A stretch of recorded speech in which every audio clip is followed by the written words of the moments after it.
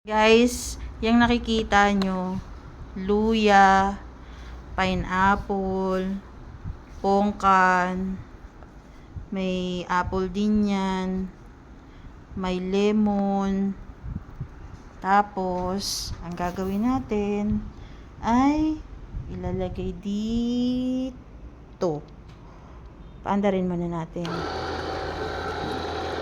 Nakita nyo ba yung loob?